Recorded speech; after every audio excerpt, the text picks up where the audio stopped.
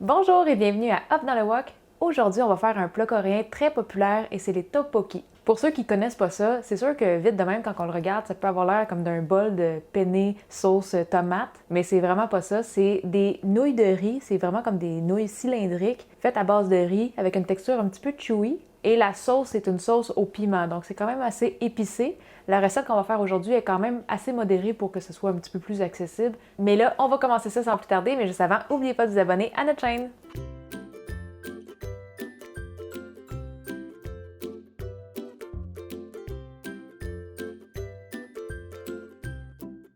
Là, c'est une recette qui se fait quand même assez rapidement. T'sais, on fait juste rajouter plein d'affaires dans le wok et on laisse ça mijoter.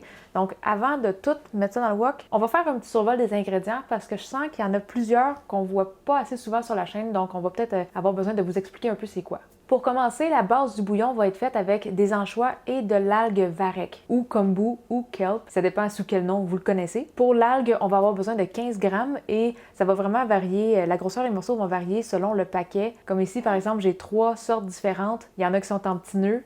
J'ai des feuilles aussi qui sont super minces ou j'ai du kombu qui est plus épais. Donc, assurez-vous d'avoir 15 grammes.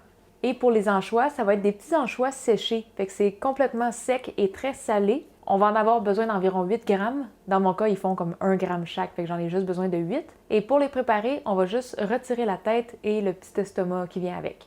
Ensuite, on a besoin de 1 litre d'eau pour notre base de bouillon et 2 gousses d'ail que pour les préparer, on va juste venir les écraser.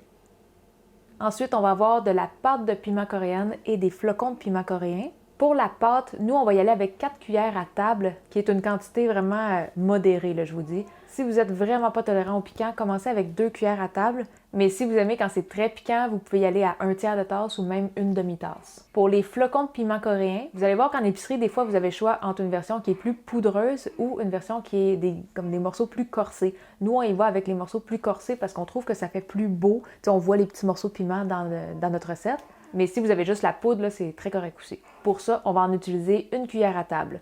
Et en passant, ces piments coréens-là sont moins piquants que les piments chili réguliers qu'on utilise dans nos autres recettes asiatiques. Et pour notre balance de sucré-salé, nous, on va mettre 1 cuillère à table de sauce soya coréenne. Si vous n'êtes pas capable d'avoir de la coréenne, vous pouvez prendre aussi de la sauce soya claire, ça va vraiment faire l'affaire aussi. Et pour le côté sucré, 2 cuillères à table de sucre. Un des ingrédients les plus importants de la recette, ça va être les gâteaux de riz coréens. On va en avoir besoin de 1 livre et ça, on peut les faire maison ou on peut les acheter en épicerie. Si vous voulez les faire maison, on a fait une petite vidéo pour vous montrer comment les préparer. On va vous mettre le lien juste en haut ici et aussi dans la description de la vidéo. Vous allez voir, c'est super facile à faire, ça prend pas une tonne d'ingrédients, vous pouvez tout en faire à la maison. La version commerciale, ça vient congelé, donc pour les dégeler, on va juste les tremper pendant 1 heure dans l'eau froide avant de commencer la recette. Et selon si vous faites vos pâtes maison ou si vous en achetez des commerciales, ça se peut qu'il y ait des temps de mijotage un peu différents. On vous expliquera ça en temps et lieu. Moi, dans mon tteokbokki, j'aime quand il y a beaucoup d'œufs. C'est vraiment les œufs que j'aime le plus. Fait que je vais en mettre 8. Ça va être des œufs cuits durs. Moi, j'ai pris de l'avance. Je me suis fait des œufs cuits durs hier soir. Donc, ils sont déjà tous épluchés. Il va juste rester à les mettre dans la recette. Si jamais vous n'aimez pas tant les œufs, vous pouvez en mettre 2-3 ou pas en mettre du tout. Vous pourriez y aller avec juste les pâtes ou vous pourriez aussi prendre des pâtés de poisson, les petites boules de poisson congelées. C'est aussi une alternative qu'on voit souvent dans ce plat-là. Et pour finir, on va mettre 3 à 4 branches d'oignons verts et ça, pour les préparer, on fait juste les couper en morceaux de 5 cm.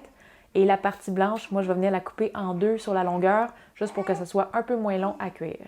Donc, on a fait le tour. On peut commencer en faisant le bouillon. On va mettre le varech, les anchois, les 2 gousses d'ail et 1 litre d'eau. Et là, on ouvre le feu au maximum. On va amener ça à ébullition.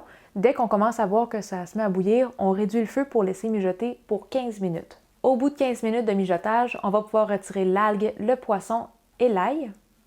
Et au bouillon, on va pouvoir ajouter la pâte de piment, les flocons de piment, la sauce soya et le sucre. On va bien mélanger le tout pour que ça soit quand même assez homogène. Et tout de suite après, on va rajouter les gâteaux de riz coréens et les œufs. Et là, on va laisser ça mijoter, ça va épaissir le mélange, ça va cuire aussi les petits gâteaux de riz.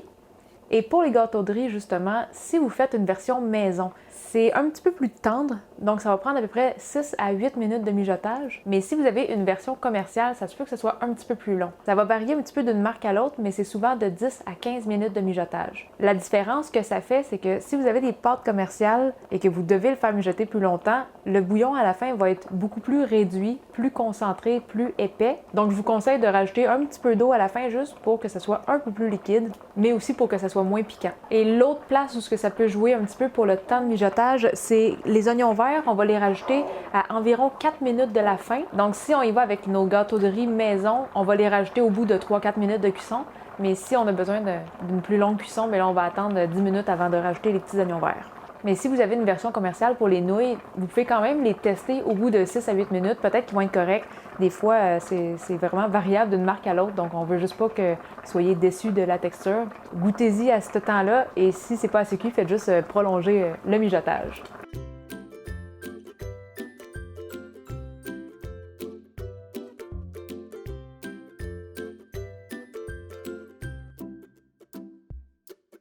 Moi, ça l'a assez bouilli. Le liquide il est assez épais à mon goût. Les nouilles sont la bonne texture. Et là, après avoir éteint le wok, on va juste mettre un petit filet d'huile de sésame.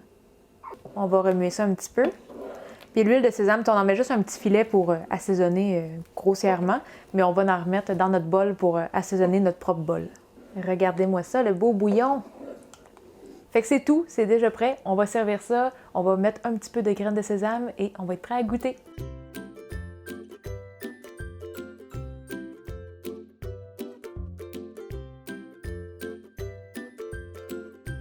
En passant, un gros bol comme ça, c'est comme une portion familiale. C'était surtout pour la photo. Normalement, ça serait des plus petites portions pour chaque personne.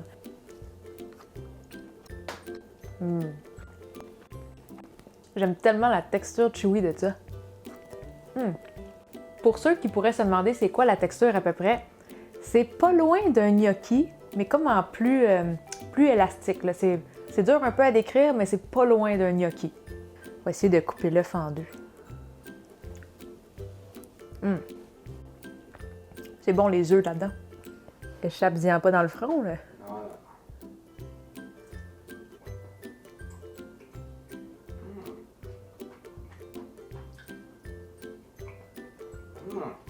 Les pâtes sont excellentes. Belle texture, bon goût relevé. Excellent. Excellent. Si vous avez besoin de la recette écrite, ça va être sur notre blog et on va vous mettre le lien juste en dessous de la vidéo. Et pour ceux qui aimeraient contribuer à la chaîne, c'est possible avec notre page Patreon. Et en devenant membre Patreon, ça vous donne aussi accès à quelques bonus. Si vous avez des questions pour nous ou si vous aimeriez nous envoyer des photos des plats que vous faites de nos recettes, la meilleure place pour ça, c'est notre groupe Facebook Cuisine Asiatique Fait Maison. N'oubliez pas de vous abonner à notre chaîne YouTube. Et sur ça, on se dit à la prochaine. Bye bye!